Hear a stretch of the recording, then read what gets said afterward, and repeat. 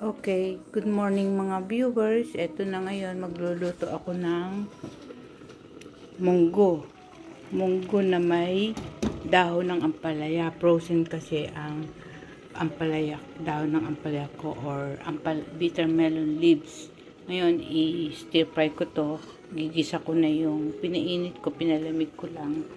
Gigisa ko yung bawang, sibuyas, kamatis. Lalagyan ko ng konting patis. Ang ginagamit kong patis, squid fish sauce. Ngayon, inaalis ko yung buto ng kamatis. Kaya walang buto yan. Pag ginisa ko yan, ilalagyan ko ng konting patis. Saka nor cubes. Isa lang. Pwede din kayong gumamit ng magic sarap.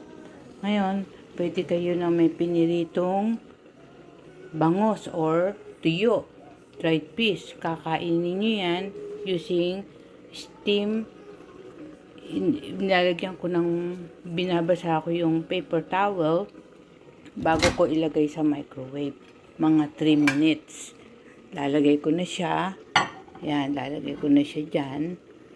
Tapos, for 3 minutes lang. Pipindutin nyo lang 3 minutes. Ganun, kabilis. Pipindutin nyo, mag-aandan na yan.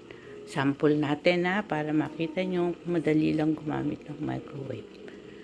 Ayan, pindutin niya 1 minute. Then iinit ko yan 2 minutes. Pero usually 3 minutes ko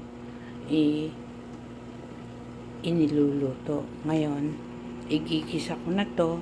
Ang pinakasabaw niyan bale yung pinaglagaan ng munggo beans, green munggo, tsaka nagpakulo ako ng ulo ng hipon, mga 5. Tapos press down nyo lang, kulo na to. Press down nyo para kuhang-kuha nyo ang katas ng hipon. Shrimp. May water yan with head of the shrimp, 5 pieces. Big 5 pieces of shrimp.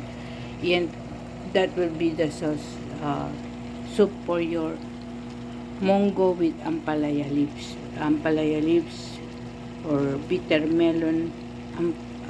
Bitter melon leaves helps you to lower your blood sugar for people with diabetes, and it can lower also your high blood pressure. You can use the frozen or fresh bitter melon, just a few amount, because the taste will become bitter if you put too much.